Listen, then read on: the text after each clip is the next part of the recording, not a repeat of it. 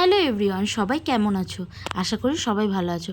প্রথমেই দেখো তোমাদের সাথে একটা কথা শেয়ার করি। এই যে আমার কর্তামশাই ছবি তুলছে আমার ভাই আর ভাইয়ের বউ, যিনি আনরোম্যান্টিক একজন পার্সন, সে আবার রোম্যান্টিক কাপলের ছবি তুলে দিচ্ছে। তো আজকে আমরা কোথায় গেছি সেটাই তোমাদের সাথে শেয়ার করব এই ভিডিওতে। তো এই দেখো, প্রথমেই দেখাচ্ছি মিলন মেলা। তো এই মেলাটা কোথায় হয়েছিল জানো বন্ধুরা? তো চলো সেটাই তোমাদের সাথে শেয়ার করি।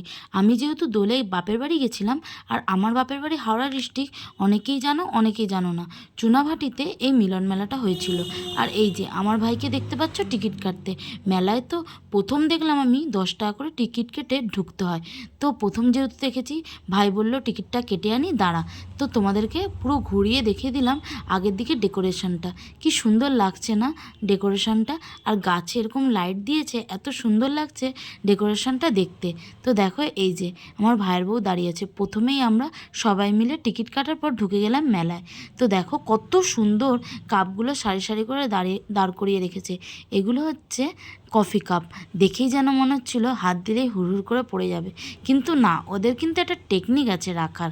তো এই যে চলো, মেলাটা প্রথমে ঘুরছিলাম, একটু দেখছিলাম খোলা জায়গায়। আমার শ্বশুরবাড়িতে যেমন মেলা দেখেছি, আমি কিন্তু বাপের বাড়িতে সেরকম মেলা দেখিনি।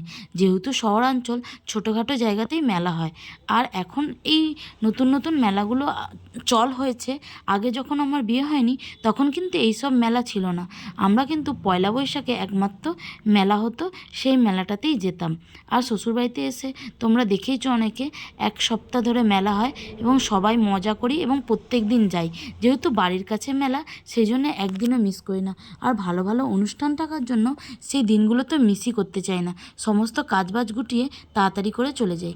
এখানে তো ভাই বায়না করলো যে চল দিদি ঘুরে আসি, সেই জন্যই বেরিয়ে পড়েছিলাম চল মেলা দেখতে। তো দেখো, প্রথমেই তোমাদের সাথে একটা খাবার শেয়ার করি।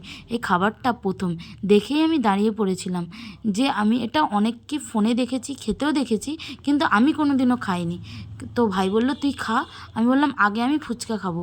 তো কলকাতার ফুচকার টেস্টিটা আলাদা, তোমরা অনেকেই জানো। একদম সেদ্ধ কাঁচা লঙ্কা, মটর সেদ্ধ, ছোলা সেদ্ধ, এইসব দিয়ে কিন্তু কলকাতার ফুচকা বানানো হয়।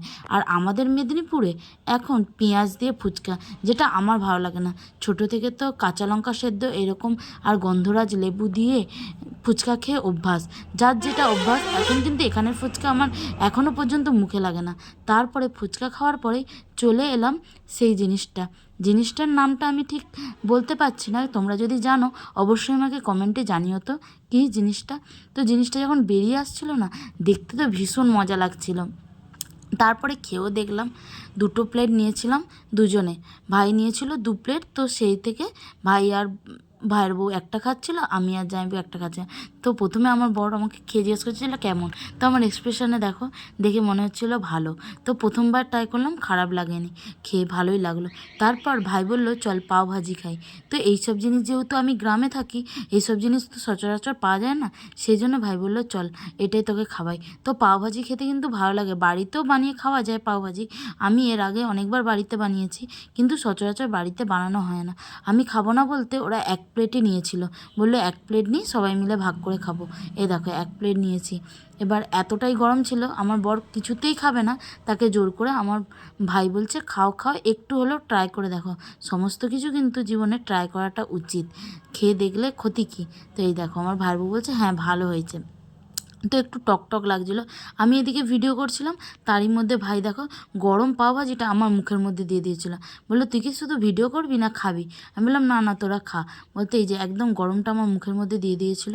তারপরে একটু ঘোরাঘুরি করলাম, আর টুকটাক 2-1টা ক্লিপ আর গার্ডার কিনে নিয়ে বাড়ির দিকে রওনা দিয়েছিলাম। তার আগে এই যে এই ভিডিওটা করে নিলাম। তো আজকে আমার এই ভিডিওটা তোমাদের কেমন লাগলো অবশ্যই জানিও। আমার বাপের বাড়ির ভিডিও দেখতে তো তোমরা অনেক ভালোবাসো, আর তাতে তোমরা অনেক অনেক অনেক ভালোবাসা দাও। যদি এই ভিডিওটা ভালো লাগে অবশ্যই লাইক করে দিও আর ফলো করো। আর কেউ যদি ইউটিউব থেকে দেখে থাকো তাহলে আমাকে অবশ্যই সাবস্ক্রাইব করো।